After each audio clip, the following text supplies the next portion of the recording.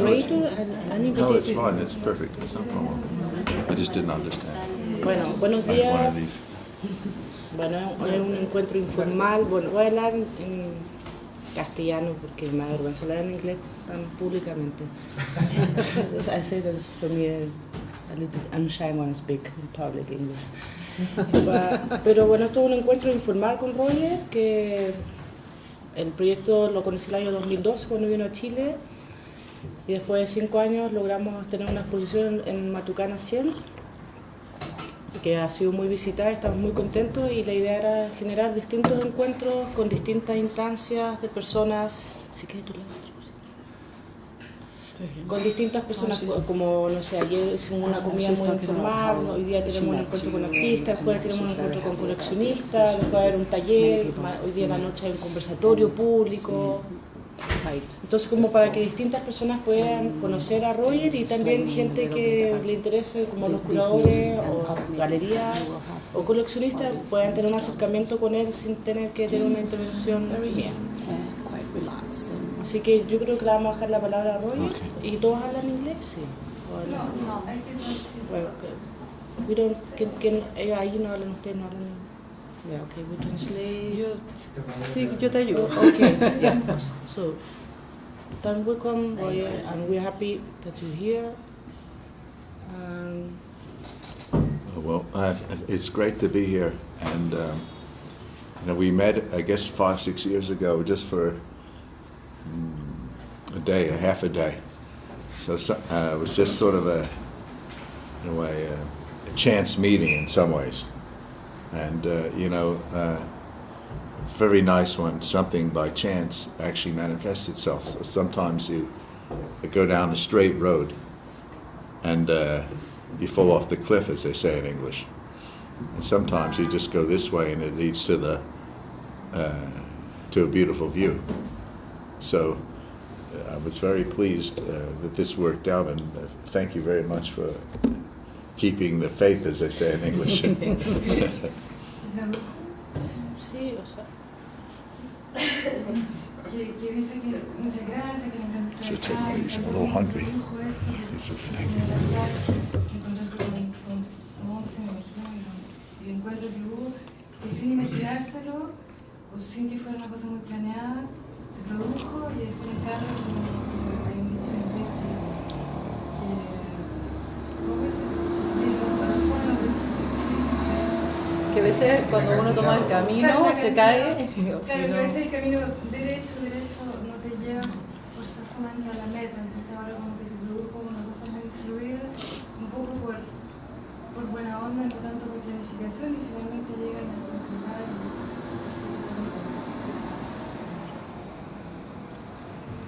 También pueden preguntarle algo a Roger. Has everybody been to the exhibition? Fue a ver la Except me, I haven't been. We're going on. We go probably this afternoon. So,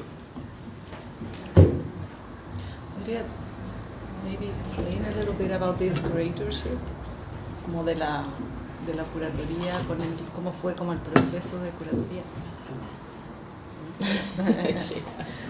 How was the curator work with you after?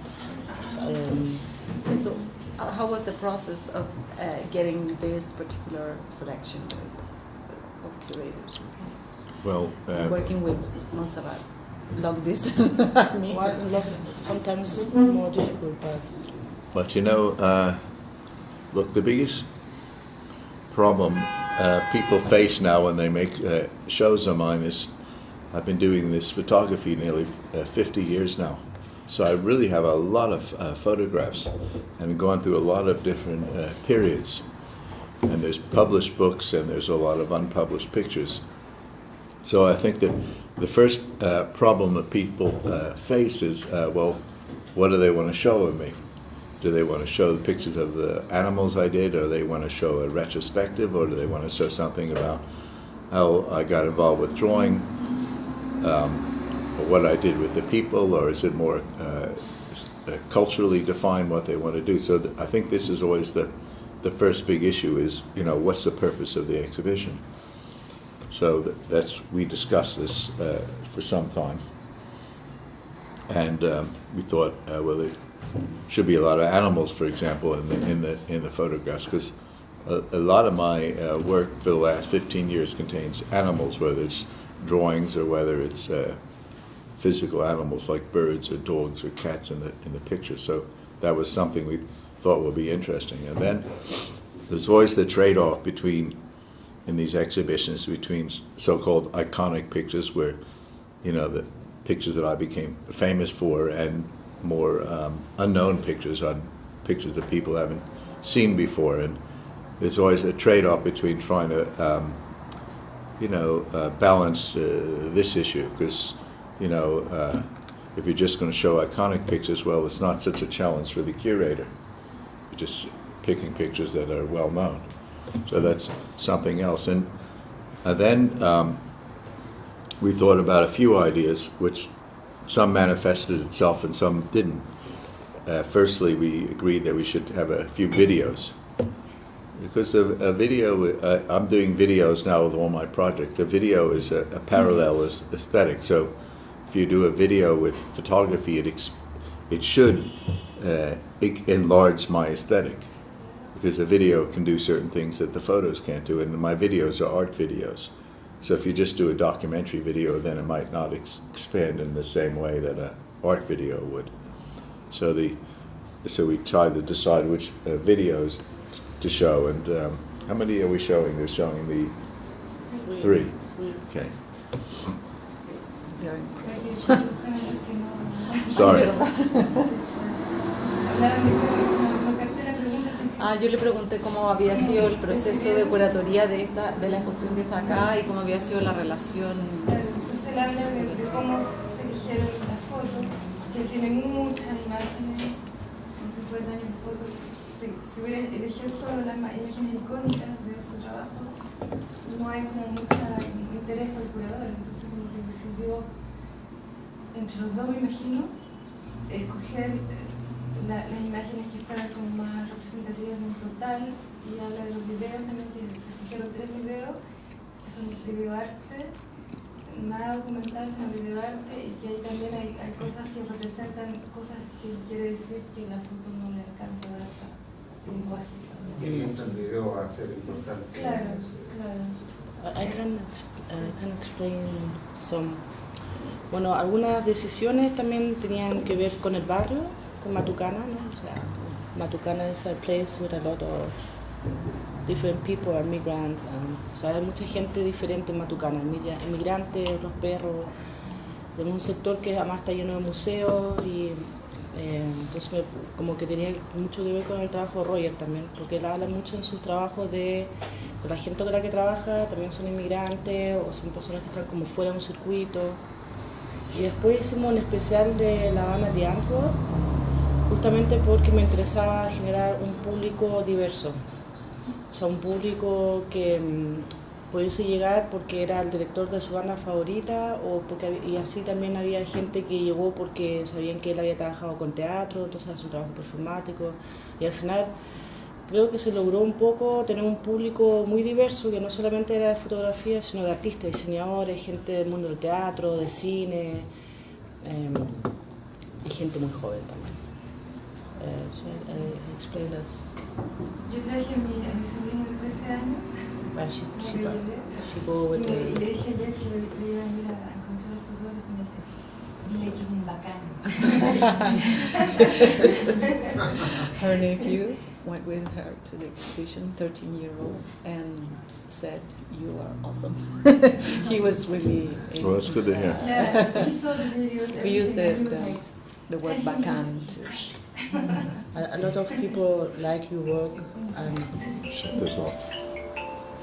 eso fue como un poco la idea general, y obviamente el hecho de que haya trabajado como desde la fotografía con el mundo del arte y que tenga una posición de fotografía de un documentalista, me pareció que apostaba un poco en esa discusión. Y bueno, del 2012 hoy día Yeah. estuvo cada vez Yes, más famoso, entonces, it's hasta el día de la a inauguración. royalty, and I'm just busy right now, so you can convert it for royalty. Sí, la podríamos preguntar ahora por qué trabaja tanto con It's los- just for Y royalty. si la gente, Royalty for. si la gente sigue viviendo ahí, o esa gente... And how much it? No, porque Yeah. And what? And how much is it? Sí, que- no solo Yeah, that's fine. Yeah, that's fine. sí, That's mix, fine. hicimos Pero los animales tienen... That's fine. Los pájaros Yes. tienen un tema central Yes. en esa posición. Algo, en el video algo lo explica ya. Thank you very much. Thank you. Bye. Am I- Bye. Thank you. Bye-bye. I'm sorry. No, es okay. Look, what's interesting to me about my work, and I always use a simple example. Many times I go through the security in South Africa. And for many years I had a metal box. I put the pictures in a metal box. So when I went underneath the security, they couldn't see the pictures. They didn't know it was there. So the staff at the airport, then they would make me open the box. And then when they saw these pictures, they got so excited. And they would say, these pictures are haunting. These are like my ancestors. These are like spirits. These scare me a bit. So when people like this, or like your son, or whoever, nephew, see the pictures and you have this response, this is always the most gratifying. It's more gratifying, actually, than somebody's director or this or that. Because you know it's the truth. As you know it's the truth. Because when somebody, they don't even know it's a photograph. They don't know what they're looking at. So it's like they feel like the pictures are like haunting them. So then you know you're doing something positive. And well, a lot of people say a lot of people who are interested in art or not Western people, they always say to me, these pictures are making me anxious, or they're making me scared. They're dark. So they say it in a very defensive way, in a way, sometimes. So I always say, I have to tell you something. This is really the medicine you need. I'm going to translate for friends. Que habla de fotos de repente cuando pasan los aeropuertos, y meten en la caja de metal y la hacen abrir la caja. La gente se encuentra así, gente que trabaja en el aeropuerto, cualquiera, y se encuentra con su foto así como, una reacción espontánea sin saber quién es, ni siquiera quién es la foto. Entonces, esas reacciones sinceras, digamos, de la gente le interesa más que el gran super director. Y después hablo de... ¿Qué dice después? De la medicina. Cuando la gente se siente afectada como físicamente. Claro, la de los animales sobre todo. Hay gente que la encuentra como oscura y le dice, como casi a la defensiva, le dice, son muy oscuras, me dan miedo, así como que se sienten afectadas por la foto, entonces le dice, esta es tu medicina. So somebody like to ask some About the animals. The animals, why the use Why of the work. animals, how, yeah. Los animales, porque usan Because you work with some animals, not with all, like, ¿cómo se dice? Doméstico, More domestic. domestic. Yeah, because you see, the thing is first of all, I've been interested in animals for most of my career, and secondly, my photographs are basically psychological statements. They're psychological statements. So, and so, it's always interested me to find the link between the animal psyche and the human psyche. Where do they differ, and where do they come together? So, in my photographs, it seems like this in the spaces that I'm working in, like the animals in a way, are inseparable from the people in these spaces in some psychological way, which has always been interesting for me. And I think the other point, because I made one point here, I'm trying to link or find links between the animal psyche and the human psyche. The other thing that one might comment on is the position of the animals in these photographs. Like, I think the relationship between the human being and the nature is an awful relationship. There's nothing positive about it, except for domesticated dogs and cats who live in very good neighborhoods in the world. Other than, and maybe goldfish. But this relationship is very poor. It's awful. So the relations. I'm sorry. Go ahead. Sorry. No, just to update. Oh, I'm sorry. I keep talking, I'm sorry. Sus fotos con animales son como manifestaciones de algo psicológico, más bien. Por eso me interesa el animal. Y son animales banales, genéricos. Entonces dice que en realidad, desde su punto de vista, la relación del hombre con la naturaleza es un desastre. Que no hay nada bueno ahí, excepto hace una broma, excepto por los perros y gatos domésticos que están en casa y en barrios bonitos, y tal vez los pescaditos, los pescados dorados, pero el resto es una catástrofe. Donde está relacionado con la naturaleza. So, I think something. So, if you look at the pictures of the animals in these spaces, it's sort of it's surreal, it's dreamlike, but it's not harmonious at all. There's nothing harmonious in these pictures, and that's why a lot of people find them disturbing, because they create a world of incoherency, of chaos. There's a world of the pictures sort of define a world where order is broken down. Animals live like human beings live like animals. There's no, doesn't seem to be any purpose to these places, that in the sense that chaos dominates every part of these images, and the images that appear in these pictures are very archetypal, especially in the drawings, so that they're images ultimately that come from the people's inner minds can identify with. And since most people tend to repress things from their deeper subconscious, they threaten people's sense of order.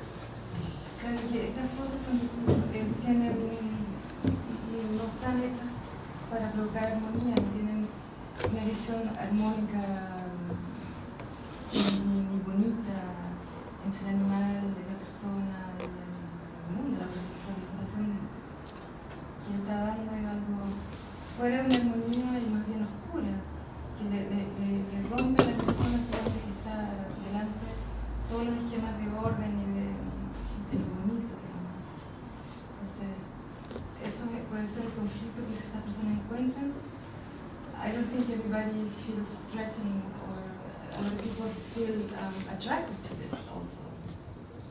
Look, there are many people, many people who feel very inspired, very liberated, very involved. And that, you know, the thing is, if you remember the pictures, whether you're threatened or inspired, that's the most important thing about the work, because the pictures have an ability to find themselves into people's subconscious minds. And this has always been important to me, that create images that go beyond any political, any social, any current conditions in the world, and are aimed at the archetypal mind, which is like billions of years old. The brain is like a function of a couple billion years of evolution. So we don't know how the brain works. The brain's made up of trillions of cells. How do they work? Well, I have zero understanding. Nobody understands consciousness. So, but if the pictures can somehow or another find their way into the brain, and the brain remembers these pictures, and these pictures have an impact on the inner mind of people, on the subconscious mind, and then as an artist, I've achieved a lot. Because my favorite saying these days, with no criticism towards anybody, is most photographic shows that I see, well, I might as well have just looked at Time magazine. Because I know everything already. I know about this, I know about that. It doesn't touch my subconscious mind.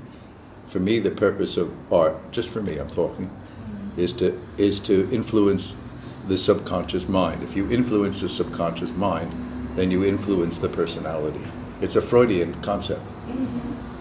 Él defiende, o le interesa particularmente como que la imagen, lo que el arte en general apunte a influenciar el subconsciente, más que otra cosa, mostrar algo que puede conectarte o no, pero que te va a quedar en el fondo del cerebro de una forma permanente, digamos, que a lo mejor te va a perturbar o no. Y en ese sentido dice que él ha logrado cosas, su trabajo no te deja indiferente, o sea, la indiferencia vendría siendo como el fracaso, y tiene muchas exposiciones que él ve, sin criticar a nadie en particular, dice que podría mirar una revista Life y dar lo mismo, las cosas pasan, me imagino, en el periódico. También, bueno, no sé si ustedes saben que él estudió psicología en Berkeley y después viajó 5 años y después hizo un doctorado en minería y se especializó en geología. So I explained as your study. Yeah, I am first, I ask, when you say that your work is in art minimalistic, but your work have a lot of objects and like a Baroque art. You say that it's minimal where you work with minimal resource, for example, because you work like in an atelier or with people outside the society. Bueno, le hice una pregunta que él dice que su trabajo es minimalista, entonces le pregunto si eso está relacionado con el uso de los recursos que él tiene, por ejemplo, o sea, como él trabaja mucho como que va a la feria de las pulgas y usa cosas reutilizables. Entonces que su imagen igual es barroca. Look, the issue of minimalism, you can take it to different levels. First of all, I work in black and white, which is a very minimalistic media. It's very reduced. It's taking a world of color and reducing into a more basic language, which is black and white. So the media itself is minimalistic. And so you're right in saying that in some of the pictures there are a lot of drawings, there are a lot of objects, there are a lot of animals. And so I would only say that my goal in the pictures is to make sure that everything has a purified meaning to it. And it doesn't mean if there's a lot of things in the picture that it's not minimalistic. I mean, you can have a few things in a poor picture and it doesn't necessarily mean it is minimalistic. So I think when I refer to minimalistic, I'm meaning that everything has a very particular meaning within the whole of the picture. And if you remove one of these objects or one of these elements in the picture, you don't have a picture anymore. Everything's there for a particular reason. If you look at a, sorry.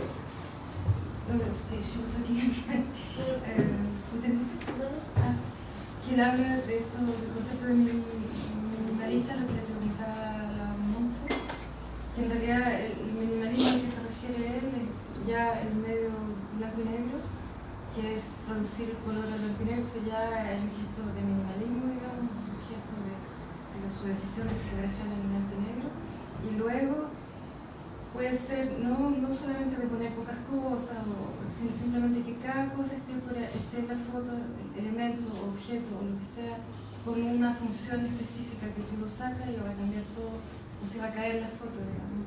entonces que tiene un significado.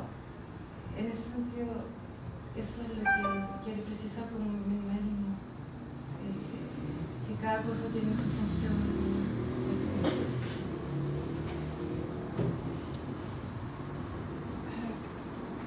If you're finished with No, it's fine. response, Absolutely fine.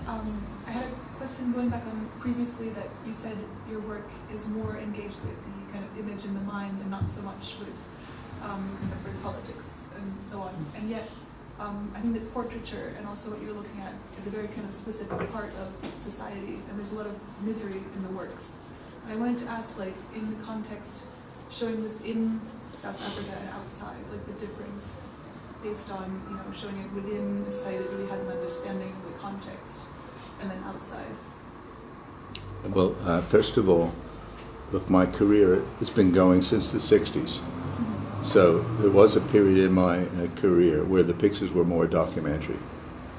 So if you look at the 80s and 90s, one could say that some of the people I photographed could be seen as impoverished or struggling to survive or being an outsider. But if you look at the work for the last, say, 15, 20 years, you're not able to judge anything about their social predicament, and in a way I would say that if I had when I did the Outland project in the 90s, people said, well, what was your inspiration, or who inspired you to do this? And I said, Beckett. So if you look at a Beckett play, for example, you don't say, oh, well, this person seems like an impoverished Irishman. You look at these people and you say there's something in their condition that seems to represent everybody's condition. So, for example, during the Outland project, which began in '95, I started to see myself more as an artist than just somebody documenting a life around me. And if one goes and looks at this book, you'll very quickly see that it's not very much to do with poverty. It's more to do with human absurdity. And so these are particular actors in Roger Ballen's play, and no different than the actors in Beckett's play, who are acting out some sort of absurd behavior in front of the camera in some complicated, quasi-unknown means. So, yeah, you're right in the sense that in the pictures I took in the 80s, they're seen as political statements about white South Africa, but at this point in my career, when people look at these pictures now, they don't really see them that way anymore. They see them as universal archetypes. These are the better pictures. Now, not all of the pictures people see that way, but, you know, the fact, and this is a very important point, that people, wherever they go, wherever those pictures are shown in the world, those pictures have an impact on those people viewing them, which means that they must go beyond the particular circumstances that they were taken, and they become, you know, like Sondler's pictures or some of the other famous photographers or even painters. They represent a certain part of humanity that the inner mind relates to in some way or another. They become symbols or metaphors for something everybody feels.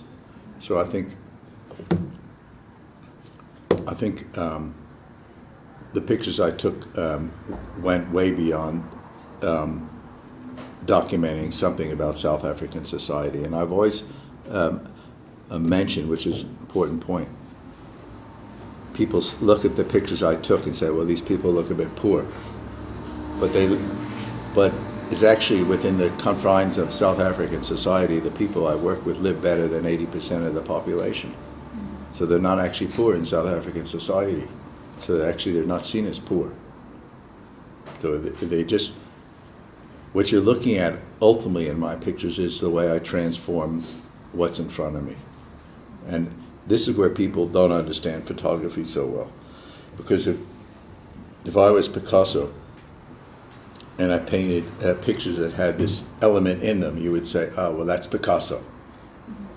And in photography, it seems like when you look at a picture, you think, well, it's just a camera doing all the work. The camera's just representing what's there. But this is a complete misnomer. This is as complicated as what Picasso did. It's take thousands of steps, even in the early days, to get to those pictures. So it's a way of seeing the world, transforming the world, and revealing the world. And it's really not very much to do with so-called objectified reality. It's no different than drawing or painting. Because I always say, if anybody, you probably saw the Asylum of the Birds movie in the show. But I would say if you went into that same place with me for the next 100 years, you would never create the same pictures as me. But you would understand that if I was Picasso and you had a pen, and you would understand, or if I was Shakespeare and you were somebody else writing about the place, you would fully understand that you could never do the same poem as me. You would fully understand you could never make the same drawing or painting as me, but you don't understand that about photography. And it's the same. It's the absolute same. This is just a little too easy. It's just a little too easy to take these pictures. That's why people don't understand it. Anybody can do it. But most people can't take a picture that has any impact. They can't. This is a point. Sorry, I'm going on and on and I'm on. trying to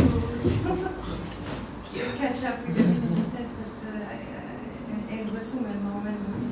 Él habla en el fondo de la contingencia y la trascendencia. Igual la pregunta de ella, Perdón, la que pregunta era sí, sobre Sudáfrica, sí, claro, el y contexto político. político y social, ¿no? Sí, porque es como una parte específica del contexto sudafricano y cómo ha influenciado las obras, también en el contexto de enseñarlos afuera del país. Y además un contexto que en Sudáfrica hay el menos blanco y el más negro. Entonces. O sea, y hay una tensión racial que Claro. ha marcado. Y él llegó en los años 70. Entonces, él, justamente antes de empezar la conversación, estamos hablando de ese tema, que claro, el tema racial, entre comillas, porque en realidad la única raza que yo conozco es la raza humana. Entonces, él habla de cómo la foto documental, que no es lo que él hace, a pesar de que él documenta personajes y momentos, no es una foto documental como lo que se entiende quizá en la prensa, etcétera, sino que él tiene como más la actitud de justamente no es la contingencia que le interesa, está persiguiendo más una visión de la trascendencia de lo que está pasando delante de él. Entonces este resumen, me imagino, de imágenes que él hace, que decide fotografiar, cómo articula su trabajo, tiene que ver con la trascendencia de un momento, y de una cosa de arquetipo humano, que va más allá de una cosa social o histórica solamente, ¿no? O sea, que sería más lo documental. Él quiere ir como más al arte de la fotografía, apuntar más a lo que es lo trascendente, ¿no? Solamente, claro, y habla del aparato de la fotografía que sea ahora con un teléfono, todo el mundo fotógrafo, entonces como que se ha banalizado la fotografía y la gente puede creer que es demasiado fácil, que Picasso, claro, tiene los instrumentos, las herramientas para hacer algo grande. El fotógrafo también depende como la mirada del artista, él habla de la mirada, cómo esa mirada está articulada. Maybe you can talk about photography and art. What do you think about? Because we have all the time the discussion that the photography is not in the art space or art contemporary, and especially in Chile we have a lot of discussion about this point. But see, this has been going on for like 100 years now. Yes, I know, but The thing is, no, but she's bringing up a good point. It's just like, unfortunately, human beings don't seem to get it. I'm using a word in an expression. They don't get it. It doesn't. Que no captan, la persona no está captando. They don't get what? Well, this is what I'm trying to say now. So what is art? So we have to first deal with the question of what is art. So the first of all, the word art, generally speaking, is very subjective. It's a very loose term for human. It's a very loose term related to human expression. It's a loose term. It doesn't. At this point in history, the word art tends to belong in the garbage can. Y en este momento el término arte o la palabra cuando uno habla de arte hoy día es como que se ha banalizado y ya está como en la basura. Cualquier cosa puede ser arte y no tiene como mucho sentido, o sea, como se virtúa un poco el sentido de este término. So ultimately, it doesn't really matter how you do it. It's what you do actually. It doesn't matter if you used a pencil, if you used this, or whether you used a camera, or whether you used a film camera, or whether you used a paintbrush, or used a sculpture. It doesn't matter. The only thing that matters is the product. So the issue is that a work of art? Is that a work of art? Or like this. Is this, if I take a picture of this and call myself an artist, and he doesn't call himself an artist, and I take a picture of this, why is this a better work of art than that? Because I'm calling myself an artist. So, or if I paint this and make a painting of this, and because I'm a painter, I'm an artist, and if I take a photograph of it, it's not an artwork. So, it doesn't. The whole idea doesn't make any sense. It's an idea that shouldn't be discussed anymore. It's a meaningless concept. Claro, el término arte, o sea, cómo uno llega a una obra de arte, como que a esta altura no tiene mucho sentido de cómo llega uno a crear esto. O sea, yo puse una foto de esto, un dibujo, ¿es arte o no es arte? Entonces, no sé si eso es arte, y una pintura de esto, un dibujo es arte. Depende de cómo se haga, y los medios poco importan, digamos. Cámara, lápiz, video, etc. A estas alturas del partido. So, what makes a work?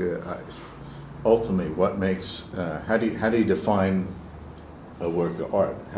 Why is this picture a work of art and that picture not a work of art? Well, this is not. It's not always an easy answer to this. It's really not an easy answer. First, and ultimately, time is the best judge, I guess. Pictures that last for some time, a long time, and continually have an impact on people might be considered ultimately works of art, and works that are stronger works of art or more relevant works of art, and other works that don't. Well, maybe they're not such good works of art. But what distinguishes a work of art from, say, something that's documentary or frivolous or for Facebook or this or that? Why is something a work of art? Él dice que la cuestión es complicada y tramposa, o sea, es difícil dar una respuesta, pero seguramente el tiempo es lo que el juez, digamos, es o no una obra de arte. Yeah, I must. All I can say is. I mentioned the aspect that time plays a role in determining what's a great work of art and not a great work of art. And unfortunately, or fortunately, depending on the way you look at it, there's a great deal of subjectivity involved in this. And you see this in the art market. You see this in the art business. You see this everywhere. People like this, people think this is important, and then you look at it, oh, you can't find anything in it. Why does Basquiat sell for 100? Why did the most interesting thing that's happened in the last month or two is the Basquiat painting that went for $110 million.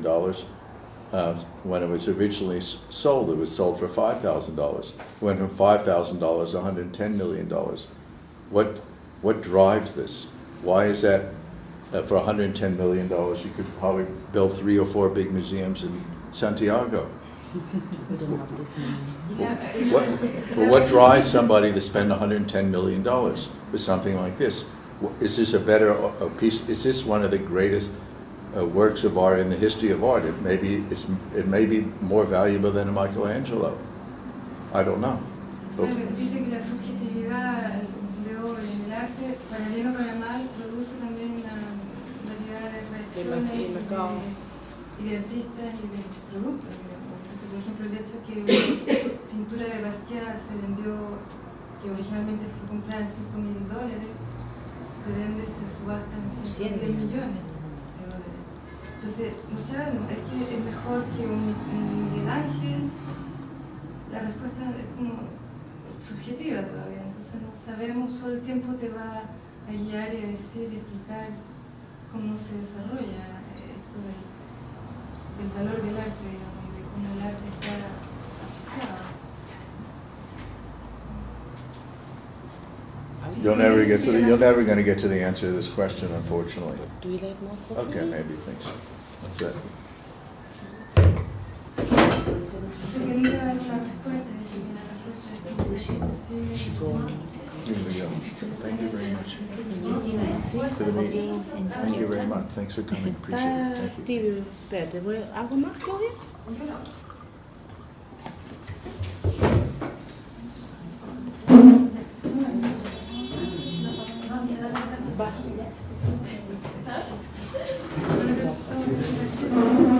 Ya, pero Cristóbal, pregunten por Cata, pero es ahora que están acá.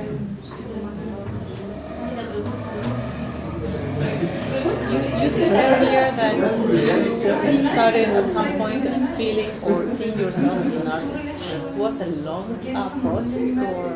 I started to see myself an artist. Yo le pregunté que él dijo hace un momento que él en un punto de su carrera se empezó a ver a sí mismo como un artista, como a definir. Entonces le pregunté si había sido como un punto exacto o un proceso largo. This is a good question. See, going back to the issue of art and photography, up to the mid-90s, which is not that long ago, 20 years ago, very few, almost no photographer called themselves an artist. They just didn't call themselves an artist.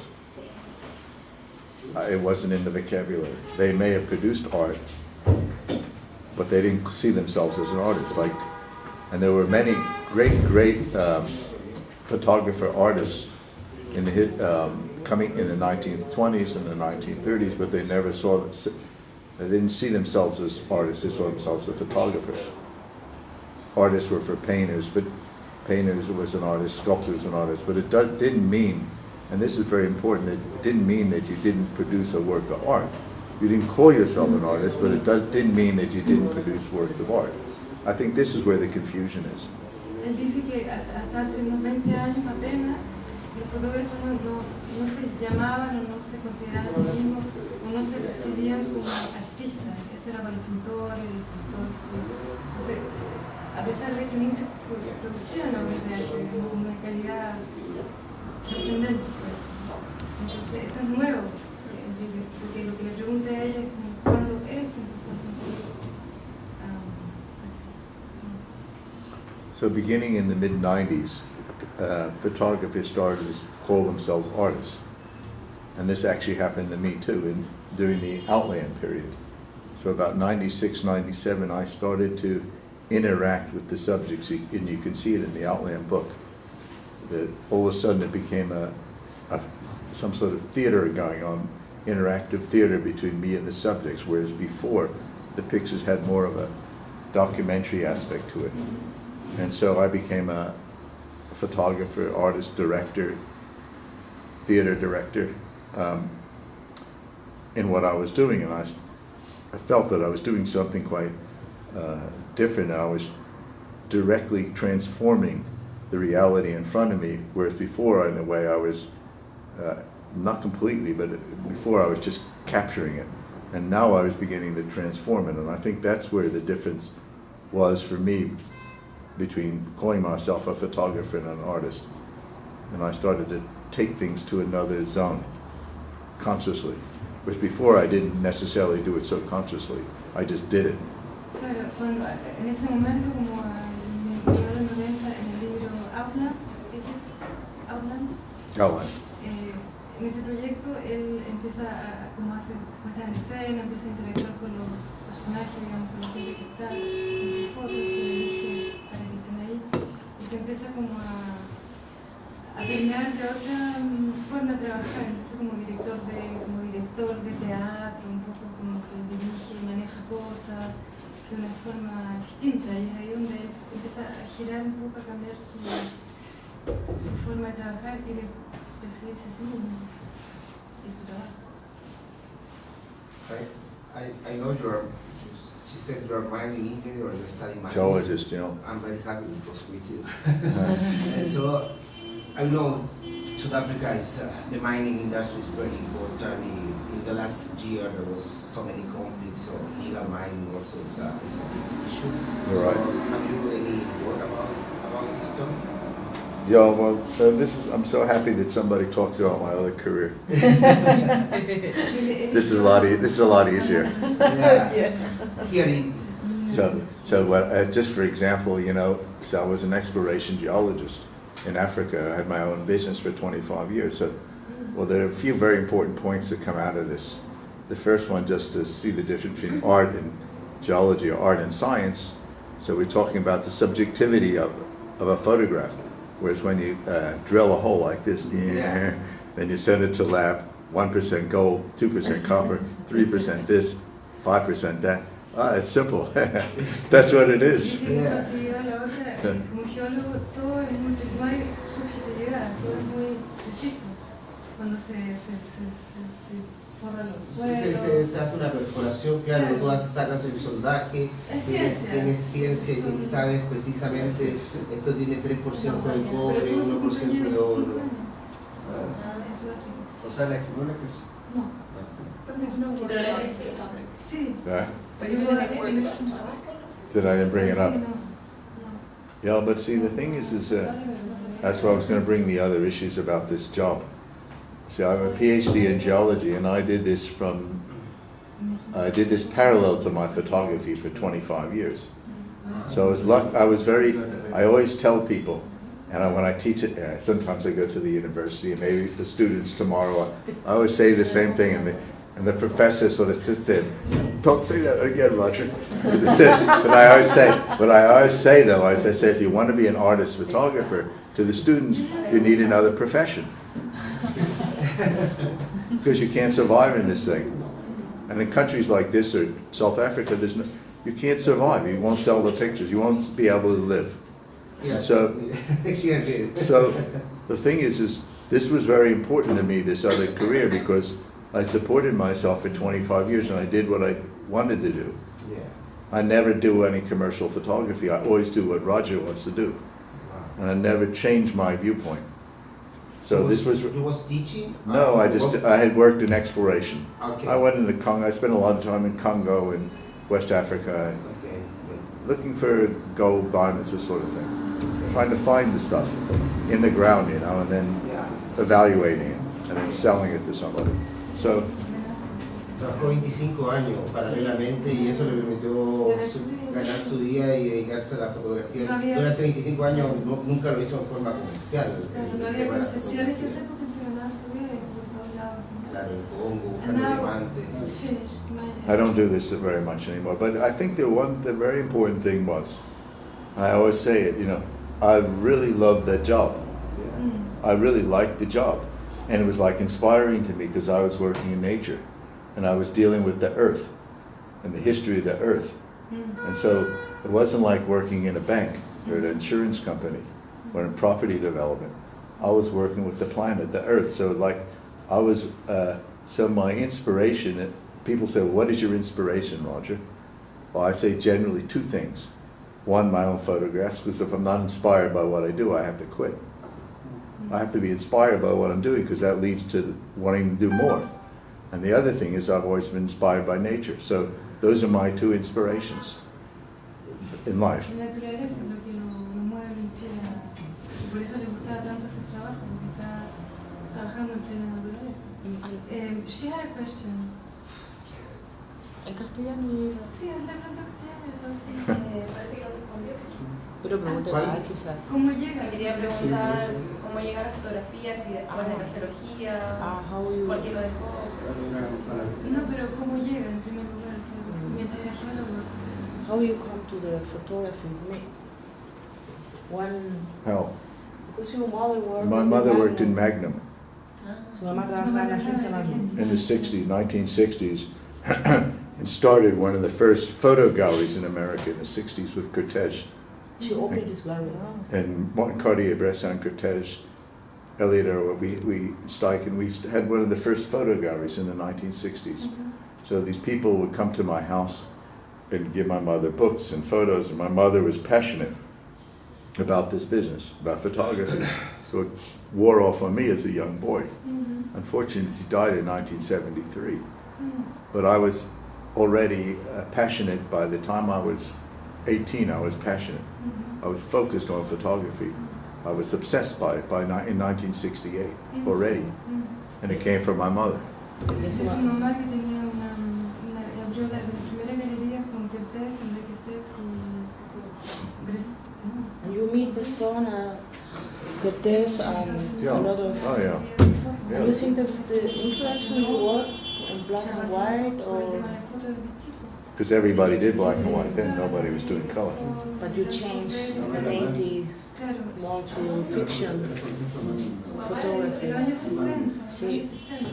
Ella abrió una... Murió... Claro. En el año 73 murió, pero él ya tenía el bichito.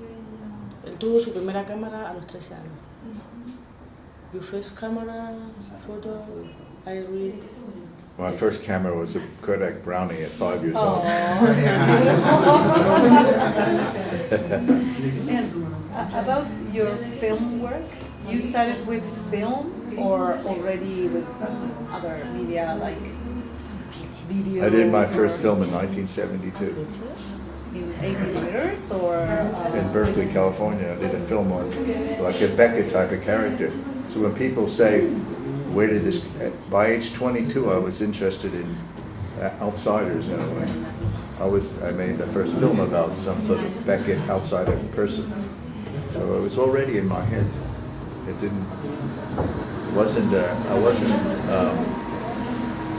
I didn't find those people necessarily in South Africa. I'd already found them in their late 60s. It appealed to me for some reason. Le pregunté por el film, cómo empezó, que hizo su primer film en 1972, en el 72 en California. Y ahí ya encontró personas de outsiders que no necesariamente los encontró recién en Sudáfrica, sino que ya en California, en Estados Unidos, y ahí empezó a hacer el film. Well, so the thing is now my work is.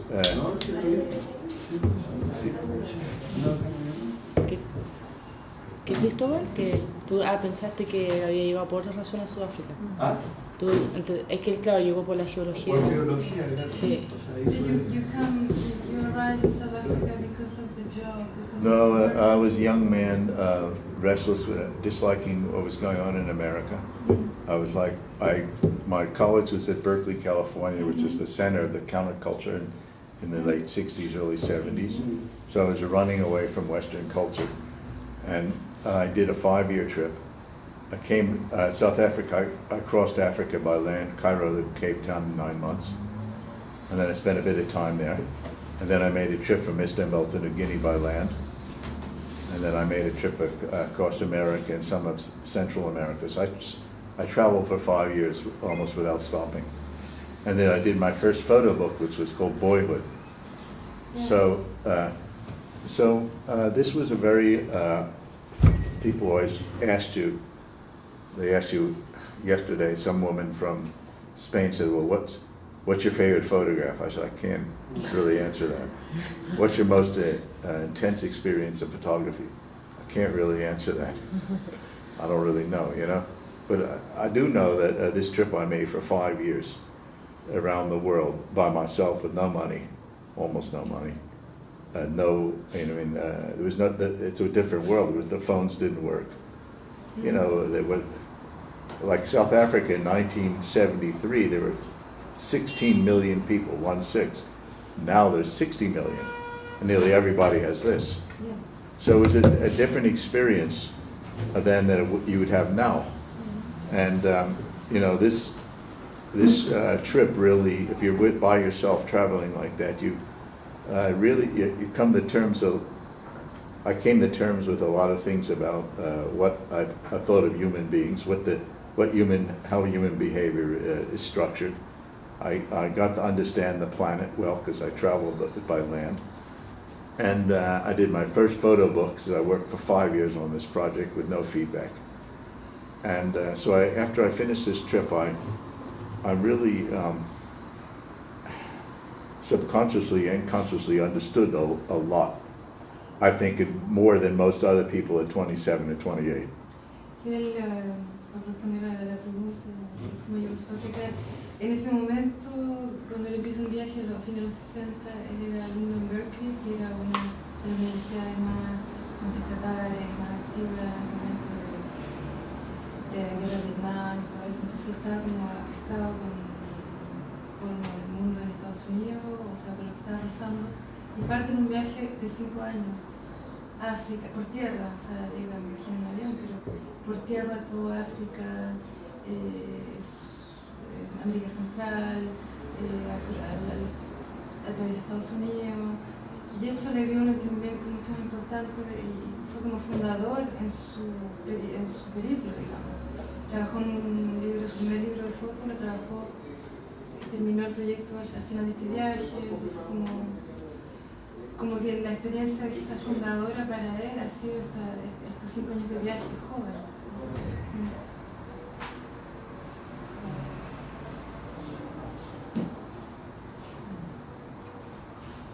So, you know, the thing is, I keep finding new things in what I'm doing and getting involved in other media. So, for example, I'm making videos now. I'm making installations. You know, when I have exhibitions, I tend to make, as we saw in Arles, I tend to make rooms or houses that feel like Roger Ballen spaces. So I'm doing also etching now. People are quite impressed. I didn't think I had any talent in that field with what I'm doing. So this is what's interesting to me. I keep finding new avenues and new places to express myself, and this is what's very gratifying. You know, I'm 67 now, and I'm working harder than ever, and I'm finding new things all the time. And that's what you have to do as an art. For me, that's what's crucial as an artist. It's about finding parts of yourself, discovering new parts of yourself all the time. I don't need to know personally. My personal opinion. Roger Ballen doesn't need to know much more about society. He's seen enough of society. You know, he knows how societies behave. So Roger Ballen's interested in how Roger Ballen's mind is Roger Ballen's interested in understanding Roger Ballen's mind. Porque él dice que a esta altura de la vida ya ha visto tanto, ha viajado tanto, ya no necesita o no le interesa personalmente ir a ver cómo se comporta la gente o los comportamientos de los otros, ya como que entendió la película un poco, y lo que a él le interesa es como ir en su cabeza y empezar a descubrirse él, y que a su edad, a los 67 años, un artista como él está trabajando más duro que nunca, buscando todos sus lugares, cosas nuevas, descubriendo, está haciendo grabados, haciendo cosas en distintos medios, y él ahí se realiza y descubre cosas y trabaja, digamos, más que antes, incluso cuando era joven. Es lo que dice que es fundamental que el artista siempre buscando más allá, desafío, me imagino. Ask me about the last time about your work, that you say that your work is not political work.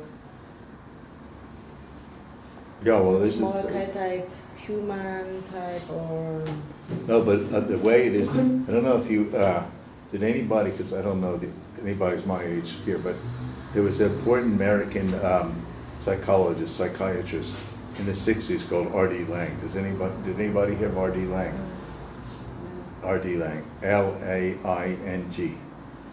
And he wrote a couple books. Most importantly was something called The Divided Self.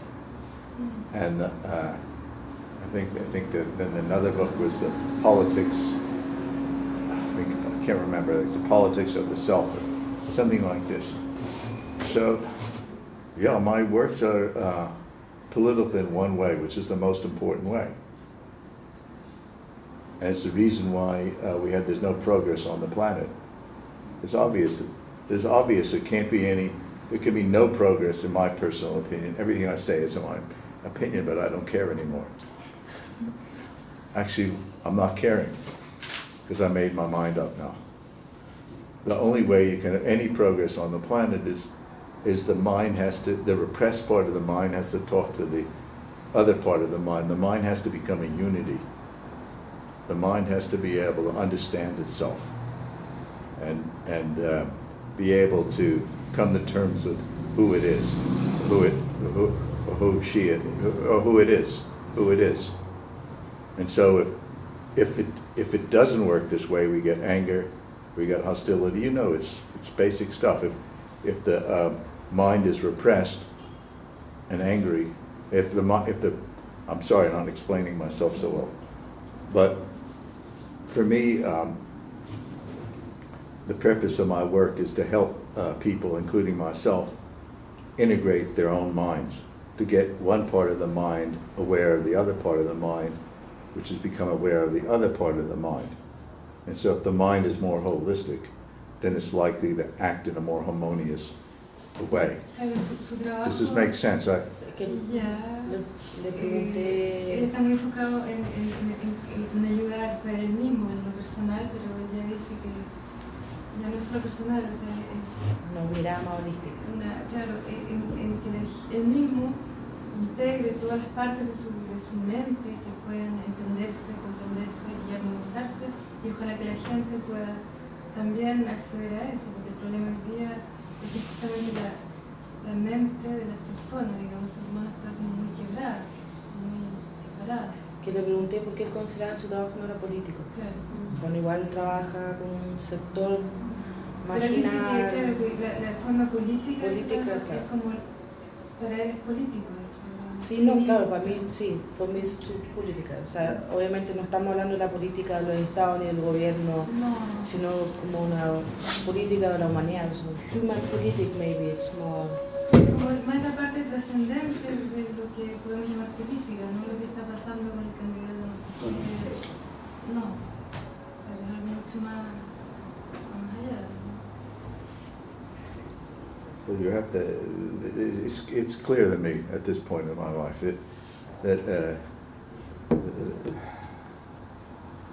it's about individuals reconciling themselves somehow or another. And if my art can make some contribution to this, then it's made a positive political contribution. Because if people are harmonious and reconciled, they're more likely to contribute to a better situation on the planet. But this is very idealistic thinking, extremely idealistic thinking. And so, you know, I don't think art is the answer. I don't know what the real answer is to any of the problems. Claro, tell you the truth. No tiene la respuesta, pero dice que sí puede hacer una contribución a que la gente pueda armonizarse y buscar más armonía en la relación con sí mismo y entre las personas para aportar a la sociedad. Claro, puede ser muy ideal, pero es lo que él, en el fondo, apunta a eso su trabajo. Entonces, está mucho la cosa mental y cómo estas mentes pueden ir conciliándose entre la misma mente, sus partes, y entre las personas, eventualmente, aunque suene idealista. So, well, I guess the answer to the question is you have to you have to find your own way to get some sort of harmony or reconciliation, or you have to make peace with yourself in some way before in a way you're suited to become a sort of a social tool. I mean, I don't know if this makes sense, but there are too many people thinking they're making individual judgments when they're just a tool of another force. So, if I Well, for example, the young people, for now, I mean, they feel that they're liberated because they can use Facebook, but they're a tool of Facebook. Activists, Facebook. Que él habla un poco de la liberación y de que cada persona pueda llegar a convertirse en su propia herramienta, no ser una herramienta de otra parte del sistema. Por ejemplo, los jóvenes que están usando Facebook, que creen que se liberan porque están en Facebook, es falso, ¿no? Una vivencia en realidad falsa, que ser su propia herramienta y desarrollar su propia armonía, digamos, y autonomía, me imagino, porque de eso habla. So, because I don't want to get away from photography here, because we'll never solve political problems. But it's social management, I think, a lot of... But the thing is we getting to where photography is becoming such a huge field. Mm-hmm. It's so diverse, and there's so billions of pictures taken every week. So in a way, what's important, if you're interested in photography, you have to come to some sort of resolution about what's important to you, what's important in photography, to be able to make sense of all this. Because it's very hard to make sense of photography anymore. Pero que hoy día la fotografía es tan vasta, el campo de la fotografía es como muy masivo. Se producen imágenes, billones de imágenes alrededor del mundo, entonces que si uno se interesa en fotografía, que tiene que realmente, como artista o fotógrafo, tiene que decidir qué es lo que realmente quiere decir y cómo lo quiere decir, y qué es lo que le interesa en esta como bosque de multitud de imágenes, porque ahora son todos fotógrafos. It's almost impossible. No, que no hay respuesta, en el fondo él dice que él da su opinión en todo esto, arte, fotografía, qué sé yo, pero maybe what you're saying, it's inspiring and it's a good, very deep thoughts about the base of the roots of how you become honest and sincere and with your work for photographers here, even for artists in general. No, you're right. But everybody thinks they're doing the right thing, so this is where you. So I don't know. It's a very, very difficult. But I think if you have to find your own way and try to believe in what you're doing and continue with it. And I think the one thing that I'm proud of after all these years, and I'm having it's coming out next month. It's like a 350-page book on my career, and it's called Ballenesque. And it's a beautiful book. I've seen it already. It's a beautiful book, and I'm sort of proud of myself that I continued this for 50 years now. I did it. I didn't give up, and I took it to I continue to create, and I continue to find zones that expand my vision and challenge other people. So, well, I think this is.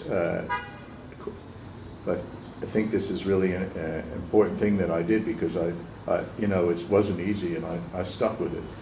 And unfortunately in this business, that's why I went back to what he said about geology. Most artists, and I'm sure you appreciate it living in Chile, because I appreciate it living in South Africa. It's like an athlete. So at age 20, everybody's strong, There are 100 good athletes and 100 people who want to become photographers, artists. By 25, there's maybe 40 or 50 left. By 30, there's maybe 20 left. By 35, there's maybe 10 left. By 40, there's maybe 5 left or 3 left. At my age, there's maybe 1 or 2. Mm-hmm. So everybody just gives up because they can't survive in this business. And the key thing is if you really want to make a statement, unless you're lucky, like somebody, and Basquiat died at 27, but it's because there's so much of this out here. It's in photography and painting. There's so much art now coming out there that in the end of the day, if you really are to make a statement, it takes years and years and years to develop the statement and time to get it out there, and you have to work hard and be committed to what you're doing. And I think this really is crucial. I mean, it's really crucial if you believe in what you're doing, you have to, and it's very difficult to find this path because you have to have another career, basically. That's what I was saying. Claro, lo que dice también para el fotógrafo y artista que, bueno, él está satisfecho, va a sacar el próximo año un libro compilatorio. ¿Ya está listo? Sí. Sale este año. Claro, dijo que you've seen the book already. Que sale ahora. It's 5 kilograms, that's why I didn't bring it. I can do my exercises. Que pesa una tonelada. Que es un libro compilatorio de su carrera, son 50 años de trabajo. Entonces como que es un gran logro porque resume todo este esfuerzo que él creyó y tuvo fe, y que es lo que le dice a la gente que quiere seguir, porque empiezan mucho en la carrera y después ya son muy pocos los que llegan al final, digamos, que abandonan porque es difícil, porque hay que sobrevivir, porque no tiene la fe suficiente, la suerte o el talento, no sé, son muchas como variantes. Entonces él recomienda nada, que hay que ser obstinado y decidido y tener mucha fe. Ojalá otra carrera. Claro, otra carrera es imposible. To survive. Yeah, that I was saying that he says to be able to make it and to develop your work as a photographer, if you have another career on the side, as you did, that may help to get, to get over the difficulties. See, everybody has to find their own balance. Yeah. So some people who have another job and become so frustrated they couldn't do their art, or they have to work every day of the week and then spend the weekend with their children or family, and then they have no time. And other people may love the job so much that they decide not to do the photography anymore. So there's no the balance. You have to find your own balance, and and what's the balance one year may not be the balance the next year. So you have to have the commitment and passion and love of what you're doing to continue with it. Otherwise, it's like everything else. It doesn't happen. You know, even in geology or something, you have to feel a passion about what you're doing. And whatever job it is, even if you're selling donuts or whatever, you know, if you don't feel something about what you're doing, you won't do a good job. And so I think this is really crucial. And what's happened is, in this business, is that anybody can do this now. Anybody. And they do it all day and night. All over the world, people are taking pictures day and night. And it's going into the system. And there's so much of this going into the system that it's very, very difficult in this period in photography history for something to rise above it, because there's just so much. Claro, para sobresalir hoy día es muy difícil. Un fotógrafo tiene que mantener su compromiso, sus ganas, su pasión, como para cualquier pega, digamos. Pero que acá están sumergidos fotógrafos de cantidad de imágenes monstruosas, porque es demasiado. Si va a sobresalir, hay que ser obstinado, hay que tener fe y trabajar mucho. Maybe I read in your homepage that you have this new center for contemporary art in South Africa and Johannesburg. Cape Town. It's the first. Can you tell me more about this project? Because you have this foundation, Roger Ballen. Ustedes saben que también tienen una fundación, se llama Roger Ballen, y él este año apoyó como el centro de la apertura de un centro de arte contemporáneo en Johannesburg. Entonces yo estoy preguntando un poco cómo fue eso y como la importancia también de tener un centro de arte contemporáneo en Johannesburg. ¿Dedicado a la fotografía? No, it's not only for photography. No, they have it in Cape Town. It's not Johannesburg, Cape Town. As in Cape Town. They have next month, in the 17th of September, they're opening the biggest contemporary art museum in Africa. It's called the Museum of Contemporary Art Africa in Cape Town. This is your initiative? No. Okay. In the Center for Photography, okay. there it's called the Center, Roger Ballen Foundation Center for Photography is part of the museum. Okay. So I've created a Center for Photography in the museum, and the purpose is to exhibit, expand, educate people about photography in Africa. And so the foundation is opening up its space in the museum, and the museum is opening in the middle of September. Now, like Yes, no. It's big. You can look at it on Google or whatever. Hay un gran museo que se abre, el más grande, the biggest in South Africa. It's the biggest museum. It's the biggest art museum in Africa. En todo el continente. En toda África. Se abre en Ciudad del Cabo en septiembre y ahí está la Fundación de la fotografía que lleva su nombre y se inaugura ahora en septiembre. We have to go visit. I wanted to ask you about books, because you mentioned that you made Boyhood, the first book. It was early in your career that you started making books on your own, or you picked an editor? Yeah, they're all, look, these days a lot of people make books by themselves because you just, for example, there's a place in California, I think it's called, I forgot the name of it, but for $100, $200, you send the files and you can make a book. So there's, again, like photographs, there's a proliferation of books, which is okay, there's nothing wrong with this. But all my books have been with publishers, because if you do it yourself, it's good. I'm not saying it's bad, it's fine, it's great. But the disadvantage of doing it yourself, it's that you get no distribution. So if you work hard for 5 years, most of my projects have taken about 5 years. So you work 5 years and you do it yourself, or maybe you'll sell it to your friends or whatever. But you want to see the books in different bookstores in the world. And you can't do that yourself, you know, it's another business. And so I've always tried to work with publishers. And so now I'm working with Thames and Hudson in England. And before I was working with Phaidon, the publisher. So these are two people who have a lot of experience in art-related publishing. It's much better that way. I think books are the best thing, really important thing to do in photography. Because, you know, look, shows come and go and they influence people, but, you know, to have the books around, this is like your history of what you did. And I'm sure when Montserrat sends me some newspaper clippings, my Spanish is not so good. So I won't even understand the clippings. So it's not the books are what the books are. I think the books are a really important thing to be involved in. I've always thought so, but that's my generation again. My generation, when we started, you know, the most important thing to do as a photographer was to make a book in the 60s and 70s. That was very important and very, and you received a lot of status for doing this. But it's more difficult now because there's so many books, again, like pictures, there's so many books out there. So in order to get the book out there and to have any chance of people reading it, you probably need a bigger publisher. Otherwise it sits.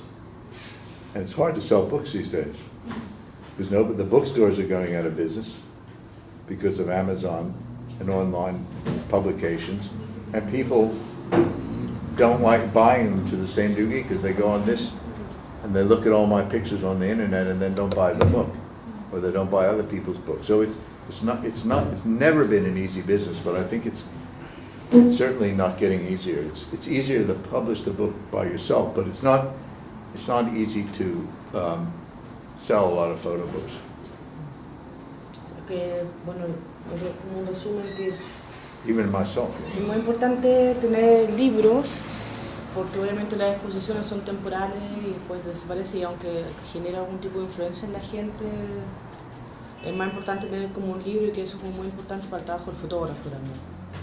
Y que, bueno, obviamente también es como difícil generar estos libros. Hoy día lanzamos el libro, no el catálogo de Roger Ballen, porque yo creo que un poco por lo mismo, porque hacer un catálogo no necesariamente significa que llegue a toda la gente, aunque si se hace un libro obviamente implica como algo comercial, que también tienes que comprarlo, pero por lo menos está como una circulación más amplia. Entonces es un poco lo que él hablaba, de que es importante tener un libro. ¿Y hoy presentan el libro? ¿Ah? Hoy día presentamos el libro, sí. En Matucana, sí. Sí, lo que pasa es que se inscribieron, sorry, I speak about it, que abrimos la convocatoria para 550 personas y en 3 horas se llenó, entonces se cerró el mismo ¿Y ese día. libro lo van a ¿Dónde se puede? Se va en LOM.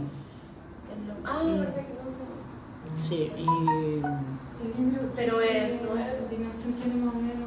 es un libro de tapa dura, más o menos así, y le propusimos a Roger, como no era un catálogo, hacer un libro de obras que a él eligieran, con algunas imágenes obviamente en la exposición, y además él fue muy amable, que puso obras que todavía no están ni siquiera en la página web, como el último trabajo que está haciendo. Entonces después de ese día se puede conseguir con LOM. Sí. Sí, y también creo que también lo habíamos hablado que tenía muchos catálogos, ¿no? Entonces como que ya, en cambio yo creo que un libro igual es algo más objetual finalmente, y también hay temas de texto, aunque la gente no lo lea, pero eso fue un poco la apuesta también de tener el libro, exposición de acá en Chile. ¿Tú le puedes preguntar, por favor, si ha estado antes en Latinoamérica, si conoces fotografía latinoamericana y qué te ha llamado la atención de lo que lleva acá? She asked about it was for the past time in South America, and how many photographers you know from here in South America or Latin America?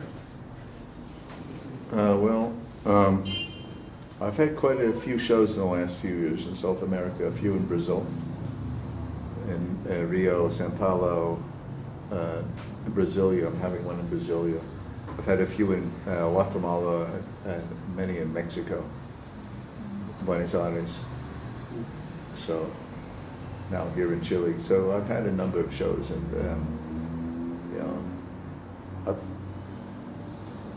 I've met some photographers. I can't say I met a lot, and I liked a lot of the work I saw, but I haven't. To be honest, because I come and go, and then I meet some people, but then it's hard to keep the relationships going. So I've seen interesting work in all the cities I've been in, but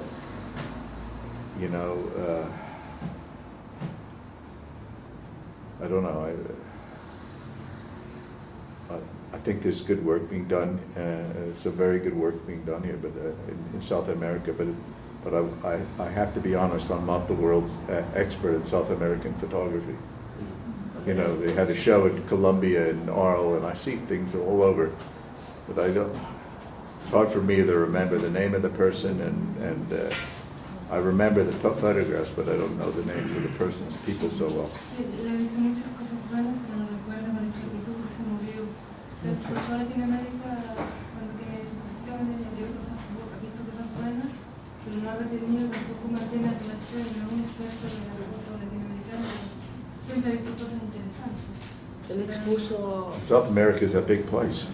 Yes. It's like Africa. I mean, it's like Africa. People always talk about Africa. I said, it's crazy to talk about Africa. Africa is like Libya. It's like, it's Congo, it's Johannesburg. Algeria. Yeah, Algeria. There's more, in some places in Africa have more to do with Cape Town is more like California than it is like Kinshasa. Mm-hmm. So why try that? It's just crazy to make these general statements about these continents. Egypt has nothing to do with what's going on in the Congo, and what's going on in the Congo doesn't have much to do with what's going on in Namibia. So it's an artificial way of looking at the world. It's very superficial way. Generalizar sin continentes tan grandes como Latinoamérica o África es muy erróneo. Son preguntas muy generalistas. Claro, sin poder profundizar mucho. Pero your first big exhibition was in Sao Paulo, right? And No, in South America, the first big exhibition was probably in Rio. ¿En Río? Sí, su primera gran exposición fue en Río. They have a museum of modern art there. El museo, después también expuso también en Argentina, el Festival de la Luz, en Guatemala y en México también expuso. Pero claro, igual me parece interesante pensar, porque nosotros hablamos harto de fotografía latinoamericana, pero tampoco no conocemos a profundidad lo que pasa en todos los países. ¿Ah? 2014, ha sido lo del Festival de la Luz ha sido el 2014. Creo que ahí conoces. Sí, en la Centro Cultural de Recoleta. The same problem exists look, I'm not the world's expert on South America. I can't claim I am. I don't really know that much, but you know, it has the same problem that you have as a photographer in Africa. Unfortunately, you know, most of the so-called business, the collector business, making a living out of this is in a few countries in Europe and America. And it's very hard in South America, it's very hard in Africa, in Australia probably, in a lot of Asia, to make a living selling pictures. There's not a big collector market, a big collector.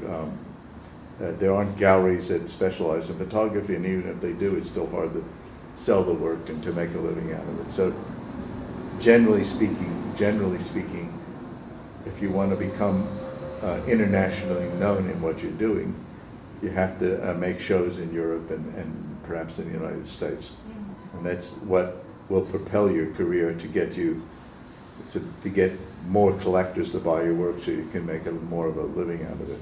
It's very difficult in countries like this or South Africa or whatever to make a living. It's almost impossible. I always say in South Africa, Picasso would have starved to death.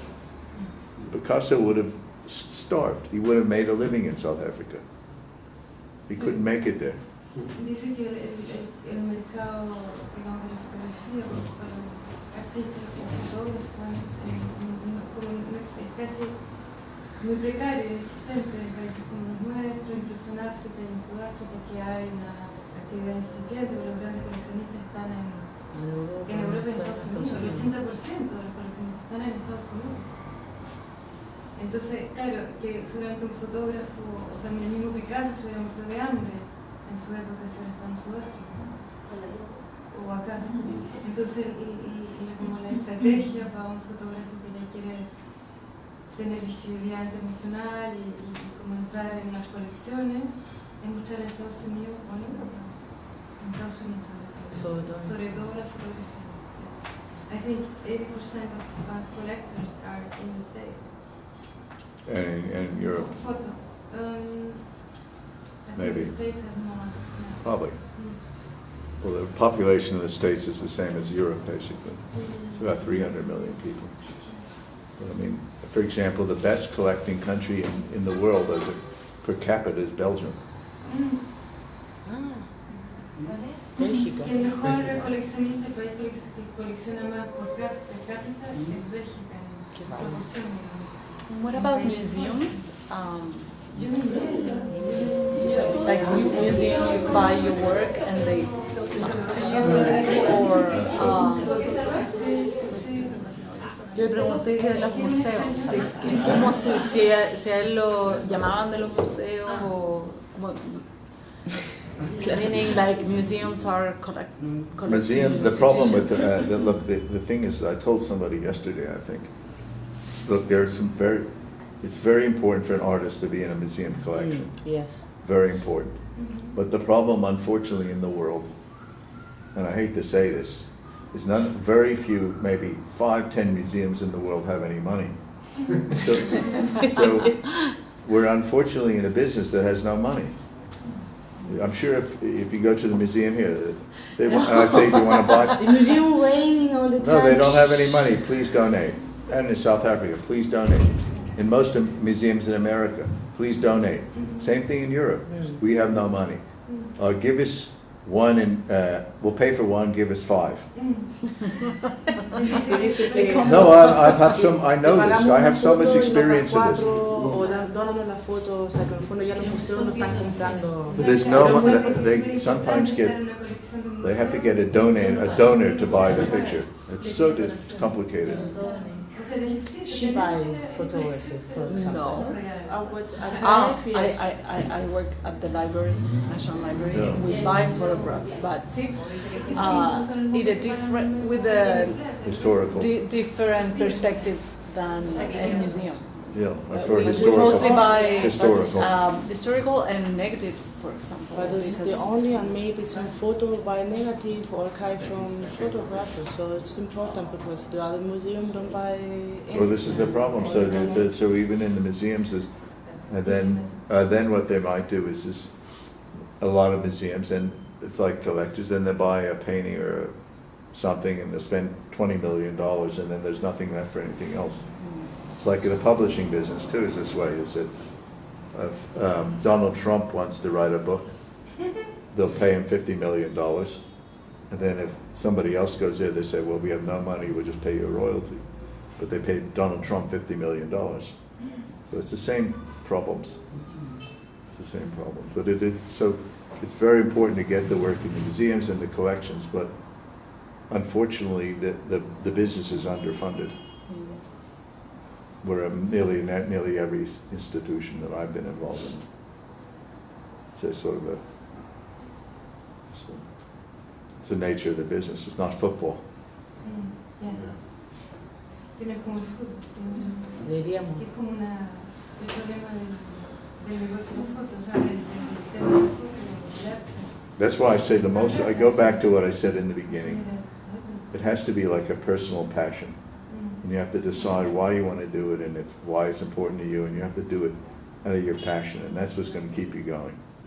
And at the same time, you should need to find I sell a lot of pictures, but I mean, I'm 67, I've been doing this all my life. But I mean, most people, it's very hard to succeed, it's very hard to sell pictures, it's very hard to keep selling pictures, and it's very hard to get a decent price. Plus, if you work, and you work in a gallery, well then the gallery takes half the money. Que es muy difícil, dice, está consciente, a pesar de que vende fotos y ha podido seguir vendiendo fotos y creciendo, digamos, es lo que ha hecho desde hace 50 años. Entonces no es, o sea, necesita un fotógrafo, un artista, necesita realmente una pasión personal, una convicción